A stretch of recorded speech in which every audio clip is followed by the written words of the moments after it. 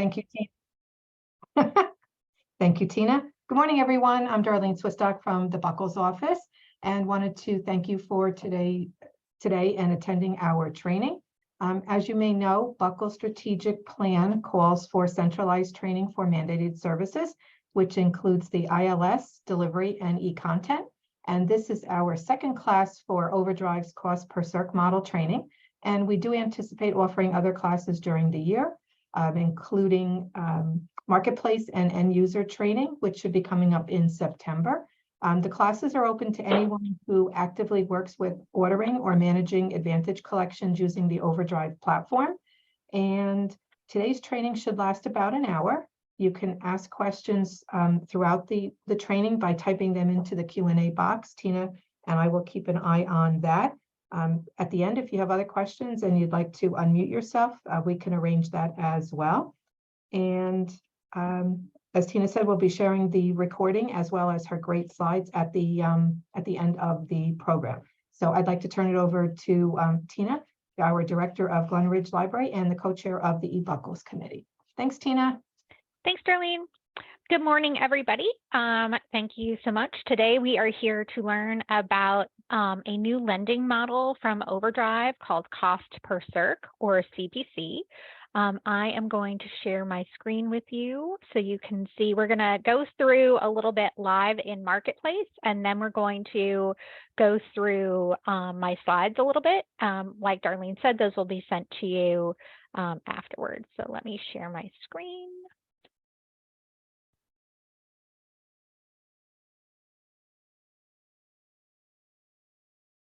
Okay, so those of you who work with Overdrive and Marketplace, this screen should be familiar to you. This is where you come when you log in. You will notice over on the upper left-hand corner, it defaults to shop one copy, one user metered access. And you're just going to click on that little drop-down menu and get to cost per Circ. So cost per Circ is similar to the Hoopla model where you pay per checkout. Unlike Hoopla, you pick the titles that you want to be available to your patrons. It's not a set master collection. You pick title by title. So you will see here under cost per Circ, it gives you the same information about you pay when the user borrows the title. You control how much you spend in your monthly budget. Cost per Circ titles can be borrowed simultaneously. So if you have 17 people wanting that title, 17 people can check it out all at the same time. But you can limit how many titles somebody can borrow per month if that's something that you want to do. Over here on the left, you'll see manage. The most important part and the number one question people always have with the cost per Circ or paying per checkout is, how do I control my budget? I don't want people to go crazy and spend all of my money in one go. So how do we manage that? So we manage that with our monthly budget. So we're going to click where it says CPC monthly budget, and you will see this manage budget box. And you can determine how much money you want to spend per format. So this is for ebooks and for audiobooks. And then down here, you'll see the billing account. So this number is your individual billing account for your library, for your Advantage account. And we also have the internal purchase order ID. The way cost per Circ gets billed, it is separate from your regular purchase orders. So you will not see your cost per Circ orders in that list of purchase orders under Insights. You will only see it in your billing. It gets billed at the end of the month. Normally, you will see it, hopefully the last day, but sometimes the first or second of the following month, depending on how the days fall. I very much suggest putting something in here so you can identify your invoice for your own billing. I do the month, the year, that it's CPC, and then GR for Glen Ridge. But this is up to you and your internal billing structure, but I do find that it is very helpful to keep track of the budget. Your budget will roll over on the first of the month. It will reset. So if you have, like we have $400 per month budgeted for cost per Circ, if you don't change that on September 1st, that $400 is going to reset. So you can adjust these numbers during the month, up or down, Overdrive will very kindly send you an email when you're at 80% to let you know that you should spend more money. That is their very kind way of letting you know that you have gotten close to your limits. You do not have to change your budget when your money runs out. No more checkouts will be allowed by your patrons, so there won't be any additional checkouts. So it is important to keep an eye on your budget just for your own information. And if you don't want to spend any money on the following month, towards the end of the month, you may want to zero those monthly budget numbers out. It won't affect the items that you have already given to your patrons that they have already checked out. It will just not allow any additional checkouts. And at the first of the month or the second, you realize, oops, I didn't clear out my budget. You can zero them out then, but you may have spent some money at the beginning of the month. You will also notice here we have revoke all CPC titles. So when you're adding cost per Circ titles, you add items to your collection, and then when you want to remove them, it's called revoking. And we'll get into that in a quick second. You'll also see here under saved searches, I have 2 searches saved. I have a cost per Circ in collection and cost per Circ on hold. These are very helpful if you're going to be using cost per Circ regularly. I suggest doing a saved search for these 2 categories. It will make your life much easier and you won't have to constantly be fighting with the advanced search. So when you're looking for cost per Circ titles, how do you decide what you want to have in your collection? The first thing that we are going to do is up here at the top, you can search for individual title if you know there's something specific that you want to add, or you can click on advanced to search.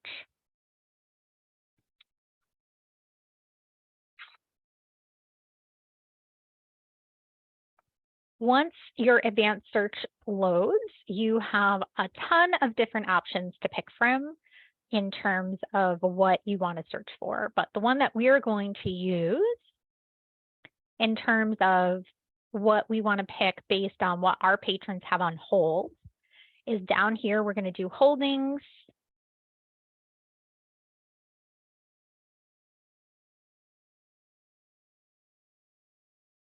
And we want to go down to not in collection, and we want to pick not an advantage collection. And then under advantage holds, we want to do a minimum of 1. This is how I have my search set up. But this, again, a lot of this as we get going, we're going to get questions about what is the best way to do this, or how should I have this set up? A lot of that is very specific to your library and what your goals are. I like to see everything my patrons have on hold, but you may only want to see something that has 3 holds on it, or 5 holds on it, or 10 holds on it. And this is where you would select that. You can see how many holds that you want to have.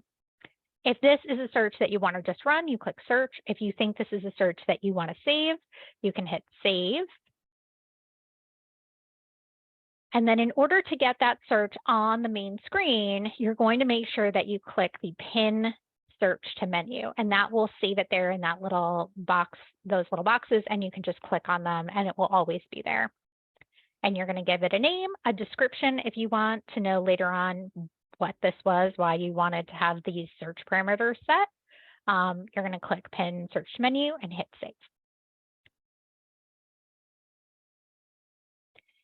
I also have, so once you add items into the collection, you have a cost per Circ in collection. And when you're running that saved search under holdings, you're going to go to in advantage collection.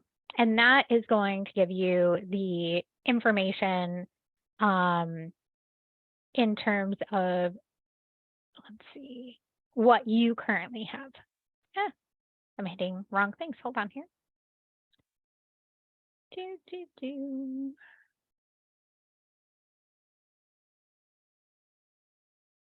There we go. We want the advantage owned as cost per Circ, and that will show you all of the things that you own in your advantage collection.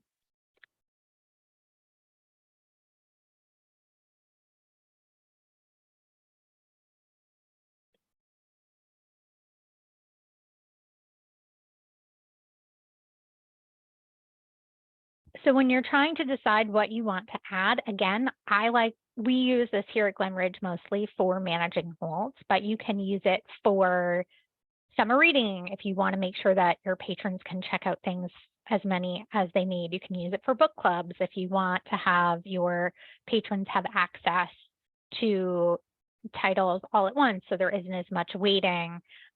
These are the things that you can do with cost per Circ. So I'm going to click on my cost per Circ on holds. You'll see that there are 152 titles that the Glen Ridge patrons have on hold that are available as cost per Circ. One frustrating thing is that it does not show you the one copy, one user metered access and the pricing. So this is where sometimes this can be a little tricky and back and forth. I would suggest going to one copy, one user metered access, right clicking and opening that link in a new tab. That way you will have the ability to go back and forth to compare prices and determine if that's something that you want to purchase as cost per Circ or as one copy, one user metered access. A lot of this, again, is up to personal decision-making, what your goals are and what your budget is. So we have 152 items on hold. If you have something in a cart in your one copy, one user metered access, you'll see that here, pending in cart, you'll have a little orange number 1 or however many copies you have or how many carts it's in. You can see that there. And if you click pending in cart, it will show you what cart that title is in. So you will see here our very first title is The Wager. I do have that in our new items cart. I have decided to purchase that item as a one copy, one user metered access because while I have currently have 4 holds on it, the holds ratio is lower than I would normally do, but I have had 3 checkouts on this title in the past year. So I'm looking at buying that as a one copy, one user metered access because I have had a lot of demand on it. Generally, when I see 3 or 4 Circs on a title, I start to decide whether or not I really want to do that as cost per Circ because it might make more sense in the long run to have that title as one copy, one user metered access. But again, those decisions are things that are going to be based on your needs, your budget, and what your goals are for cost per Circ. I generally look at items, the holds ratio of the consortium and how many holds I have on an item before I decide whether or not I'm going to buy something. So let me find something I would add. You will also see pre-orders. Usually if you see something with a really high holds ratio, that's a pre-order. You can add cost per Circ titles for pre-orders. They will be available on StreetFate, the same as the pre-orders for one copy, one user, and metered access.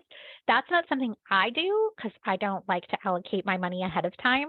I wait until titles are available, but that is something that is possible. And as you can see, there are individual libraries that have pre-ordered titles.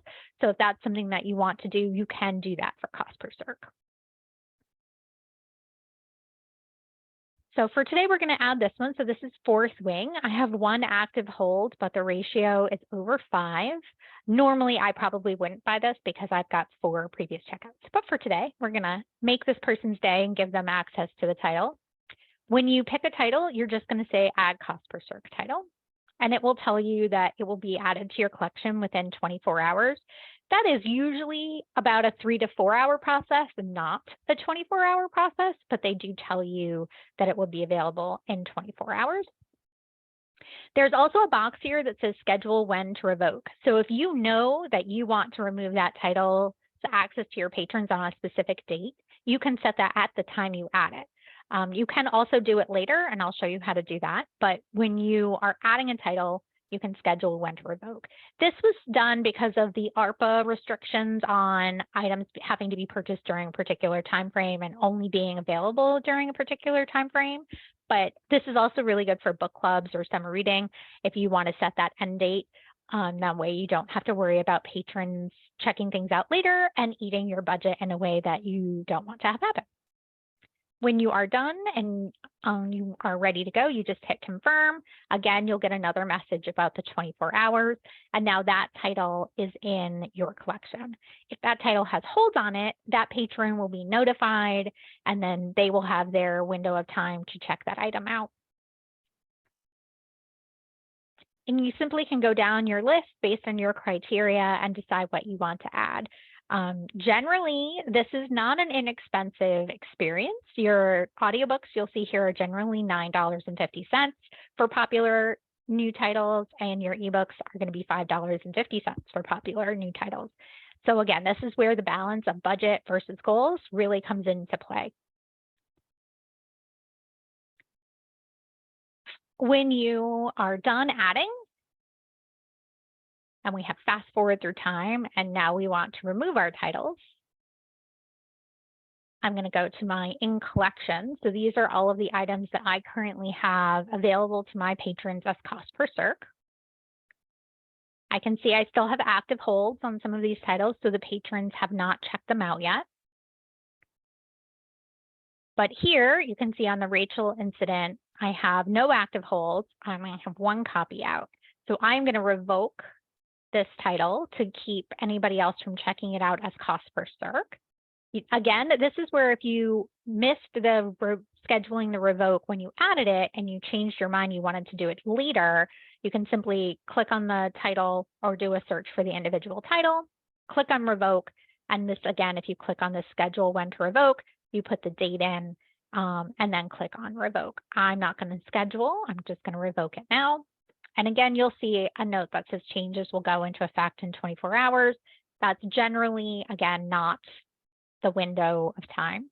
And you will see there are some differences in prices.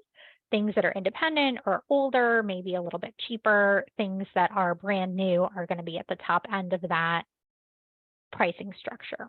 And you simply can go through and pick your titles that you want to remove, and you will be good that way. One thing that you'll notice between the spaces between us and Magic Hour is that you'll see under holds for Magic Hour, we have active, suspended, and ratio. And under the spaces between us, we just have active and suspended. That's because this title is not currently active in the shared collection. There are no copies. Nobody has purchased it. It has most likely been weeded and it's sort of a holdover, but somebody has put a hold on it. When you only see those two, I usually will add that to my collection to get that patron through the holds queue so they're not waiting for something forever and ever and ever that they're never going to get. The other option is to remove the hold for that patron, but I generally, if it's not a super expensive title, I will just add that for them so that we can get them through the holds queue.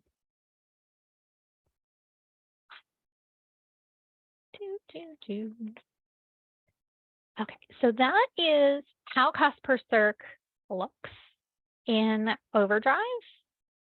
And I'm going to switch over to my slides real quick. Does anybody have any questions before we switch over? You can raise your hand or put your question in the Q&A.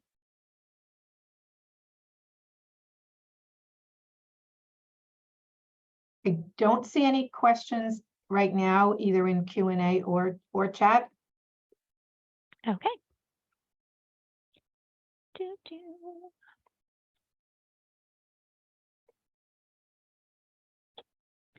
Let me share my screen again.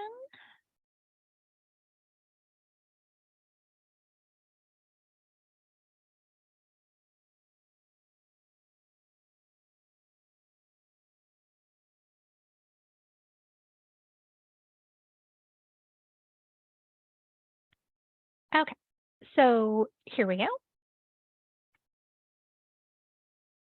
So this is going to be somewhat what we covered already, just to look at it in a different manner. So again, with cost per Circ, you can set your monthly budget. You can set a date to revoke titles. You can use it for holds management, book clubs, summer reading. If a patron recommends a title to you, but you're not sure or it's not something that you want to add and keep, you can add it as cost per Circ, and for $5, make that patron really happy. When you're, again, managing your budget, this is where you're going to do it under the Manage Budget link. Overdrive will send you emails at the 80% of budget spent, just to very kindly try to get you to spend more money, but you don't have to if you don't want to.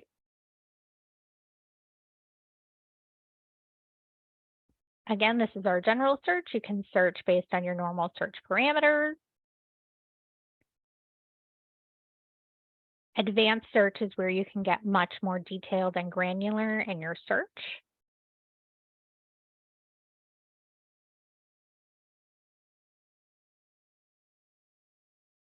And you can save searches. So I only have the 2 searches saved, but you can save as many searches as you want. Let's see, Gina asked, do you find cost per Circ more cost effective than metered access? Does Glen Ridge mix the 2 options? So yes, we mix the 2 options together. We do buy 1 copy, 1 user metered access titles. I do spend more money per month on my 1 copy, 1 user metered access titles than I do on cost per Circ, but I do find cost per Circ cost effective in the sense if I have a title that only has 1 or 2 holds on it, it may be worth it financially if I don't think that I'm going to have a big draw over time on that title, and there's plenty of copies in the shared collection or through other libraries. It might make more sense for me to spend $10 to get those 2 holds through than spend $45 or $30 or $100 on that title for over time that may not reach the number of checkouts that it has available.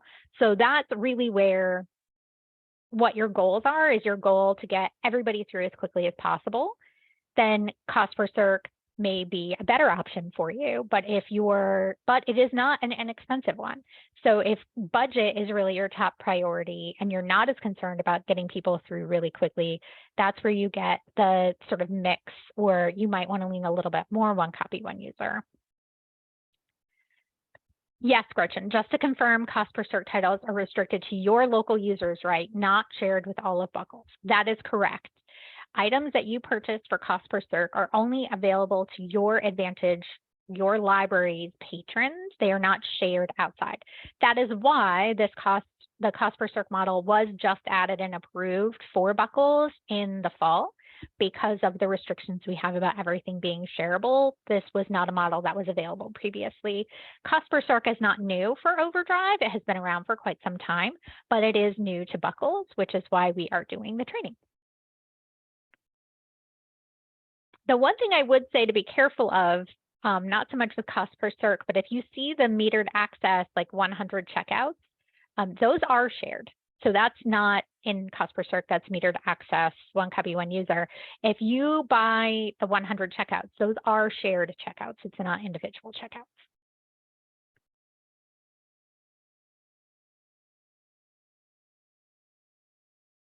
All right.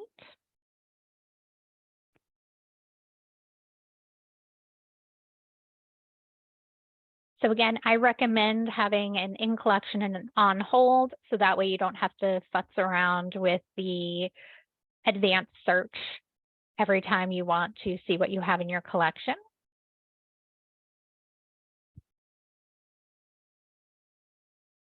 You use add cost per Circ title to determine what you want to add. And again, you can schedule your revoking dates. For your patrons, they're not going to know what model they're on. They're just going to see that the title is available. They're not going to know if they've checked out the consortial copy, if you have a metered access copy or a cost per Circ copy.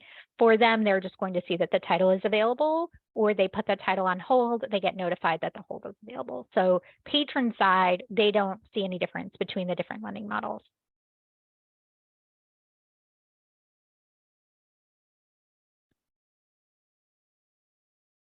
Again, it can take up to 24 hours. Overdrive likes to beat you over the head with that, but in practice, it usually only takes 3 or 4. And that's the end of the slides.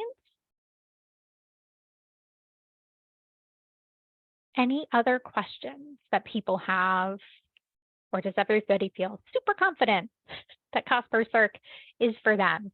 And again, it may not be for everybody. Glen Ridge spends $400 a month on cost per Circ titles, but some libraries may go, oh my goodness, that's so much money. And some libraries may go, oh, that's no money at all.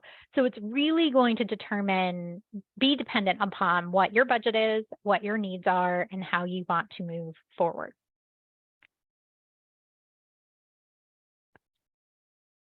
If after the training, you realize that you have 17 questions that you forgot to ask, or you just don't want to ask them today, feel free to reach out to me directly. My email address is here on the screen. It's doody@glenridgelibrary.org. That's my phone number. Also, when you are in Marketplace, if you go to the support tab on the right-hand side, you will see the lovely faces of the Overdrive team that's assigned to us. Nick Capera is our primary account manager. It's generally easiest to go to Nick, and he will send you to one of our other team members if that's something that's necessary. We have Sheila, who does our content creation and works with us on content issues, and Bart is our product specialist. He does the technical side, APIs. If there's something technically wrong with your collection, Bart will generally be the one. But 99% of the time, the person that you're going to contact will be Nick, and he will get you an answer or figure out who you need to talk to solve your problem.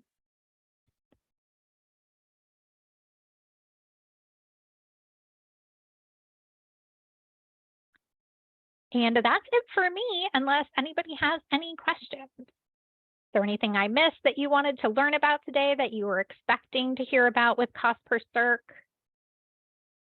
One thing with cost per Circ, if you are doing a book club or a large scale project, there is something called simultaneous use, where it's a license for anybody who wants to check out during a time, but it's usually based on a time period, either a year or a month or 6 months.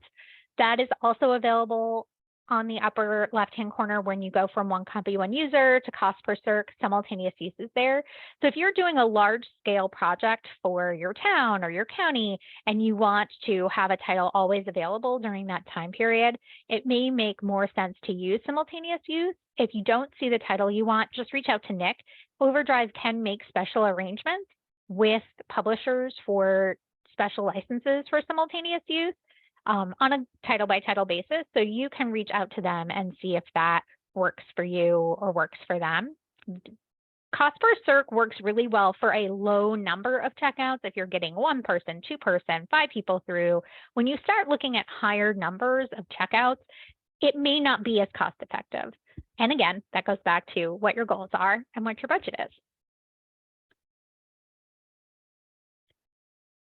Hey, Gina, I'm glad that this is something that you're looking at. And if you, like I said, if you need any assistance later on, feel free to reach out to me or reach out to Nick, and we can see if we can help in any way. Tina? Yes. It's Darlene. I have two questions. Okay. On the CPC, is it limited to certain books? Yeah, so not every item is available as cost per Circ. That is a publisher decision-making process. So you may see items that are available that your patrons have holds on when you do your insight show current holds that you will not see in cost per Circ. Okay.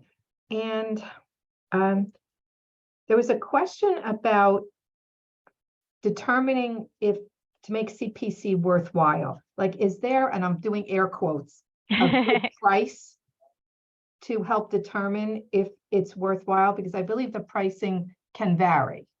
Yeah, so the pricing does vary. And again, and I know I've said this 17 times, and I feel like I said this 17 times in the last session. Worthwhile is a very individual decision-making point. It really depends, again, on your budget. I mean, if you only have $100 to spend for a month for your library, full stop, for 1 copy, 1 user for cost per Circ, then cost per Circ probably isn't going to make very much sense for you. Or it may make more sense for you because instead of buying 1 thing or 2 things, you might be able to get 10 holds filled or 20 holds filled. So it really depends. I have a hard time with the $5.50 and the $9.50. Every time I add them, it sort of makes me cringe. So when I see things that are 99 cents or $2.50, I'm like, yes, add. Like, that's great. I might add those even if we've had more checkouts or we've had The holds ratio is a little bit lower for the consortium and under my threshold. I usually look at more than 5 holds or more than 5 to 1 holds ratio. If that holds ratio is 3, but an item is $1, I might add that so that my patron can get through the queue a little bit faster. Again, that's really a little bit of the mental gymnastics that you have to do when you're doing this. This is not an exact science. It is a little bit of an art and a little bit of a balance of budget versus goals. Excellent. If anyone has any questions, please type them into the Q&A box or raise your hand, and Tina will be happy to unmute you. So I don't know if this is applicable for this class, Tina. And they talk about weeding. Is that something that comes up in one of the other trainings? Yeah, so weeding we discussed with Nick during the sort of marketplace trainings. He talks about the weeding, we talk about curation. Those are separate topics, but he talks about those in that training. We're hoping to have those sessions in September. And again, probably at the end of the year. So keep an eye out for information about those trainings. Excellent. Excellent. I don't see any questions in the Q&A box or additional questions in the chat box. I think you've covered it super thoroughly. Okay. If anyone does have any questions, please feel free to type them in or raise your hand.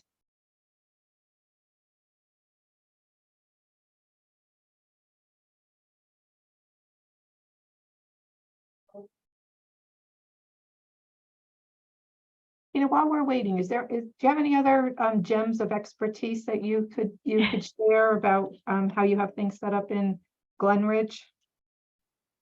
I'm not sure gems. I do monitor this pretty closely. Again, we are balancing our budget pretty closely on cost per Circ versus our regular titles. So my goal is to get as many patrons through the holds queue as quickly as possible. So I really do manage I have one hold, I get it through, I remove the title so that that person that's been waiting gets through. But if somebody added their hold today, then they might have to wait a little bit before it gets added again. So I manage this pretty closely. Now, you don't have to manage it as closely, but I would recommend, particularly at the beginning, doing like at least once a week to start, just to keep an eye on that. But again, it will depend on what your goals are. If you're only adding your book club titles and you're setting that revoke date at the time that you add the title, it's sort of set it and forget it, because you've added it. It will only be available for the certain amount of time. It will revoke automatically, and then you're good to go. So it really does depend on what you're doing. I will say take a look at your reporting. If you're not familiar with how to do that, really join us for one of the sessions with Nick. He will walk through sort of all the basic stuff, how to look at your reports, how to run a report, how to look at your insights, the weeding, the curation. There's a lot of stuff that you can do with your Overdrive collection as an Advantage member that I don't think everybody is necessarily as familiar with. Or in this case, this is a new tool, so people haven't used this before. I used this previously in my previous life as the head of collection development for eLibrary, so I was really familiar with this tool before I came to Buckles. But for most people here, this is a new tool, the same as the simultaneous use is also a new option that we have. And Tina, you were mentioning some of the things that would be covered in the Overdrive training. Mm-hmm. I've written down reporting, weeding, curation. What other good topics are in there for that upcoming training? So the insights, and he also covers how to add titles to your collection and basically just how to navigate marketplace. He also talks about support as well. But the adding titles, the reporting, curation, and weeding are the primary topics of his training. Okay, awesome. And that we're looking for September timing? Yes, we're hoping to have those dates out. I'm just waiting for confirmation from Nick about his availability. And then later on, we will also be having some training for staff who work with end users. So the staff that don't do marketplace, that are constantly helping patrons with Libby or trying to figure out what does notify me mean, and those sorts of things. So that end user training, we're working on those dates too. So stay tuned. Awesome. And I'm sorry, Tina, one more time on the end user training that covers Libby, notify users, and what else? Notify me, Libby, and just sort of basic troubleshooting, what new features are available in Libby, how it works. That's the one for your frontline staff members who are working with patrons directly. And those are virtual and they're about an hour? Yes. Oh, the other thing, and let me share my screen again.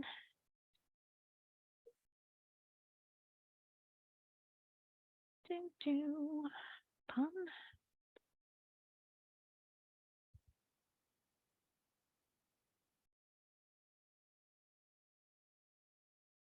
See if I can find it through the support. So if you click on the support tab, again, you'll see our lovely faces of our staff over here. But under help and resources, there's marketplace help. So if you're getting stuck with cost per Circ and you don't understand it, you can always go here. Again, Libby help, Overdrive help, Canopy. But the Overdrive Resource Center is really helpful. It gives you access to a lot of their different materials. They have marketing materials. They have a ton of recorded training. So if you're interested in doing training on your time, the sessions that we're doing don't fit into your schedule, or you're just looking for something else, if you click here and go to the public libraries, you can see all of the different options that they have. And you can see there's webinars, there's handouts, quick training resources. There's all sorts of information that you have access to here in the Resource Center. So this is something that you can also take advantage of.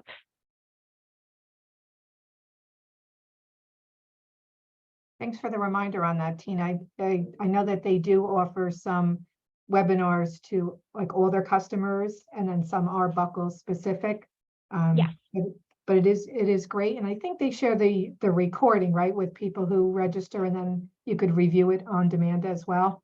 Yes, the training that's specifically for us, they do record and give us the recordings that we can send it out to our libraries and our staff. But they do a lot of training that's just for any Overdrive customer that you can access here. Yeah, which is great, because they've done they've offered that getting started with Libby previously, and that's coming up again. So that's a good opportunity for new users and refreshers. All right, it doesn't look like there's any other questions, so I think we're good. Okay, so I would like to thank Tina Marie again for a great class, great information. I'd like to thank everyone for taking time out of their busy day to attend. We will be sending you attendance certificates. If you did sign in with a name that wasn't yours, if you could just email me to make sure that we get that correct. I will be sending an email with an evaluation of today's training. It's anonymous. If you could please give us your feedback, that would be very helpful. It also gives you an opportunity to indicate what future topics you would like to see, either pertaining to eContent or just training in general. And as we said, we will be sharing the recording and the slides with you when it's available. So just give it a couple days, but look for an email from me today with the evaluation form. Again, your feedback is very important in planning future training. And again, thank you all and have a great day. Thanks, everybody. Have a wonderful day.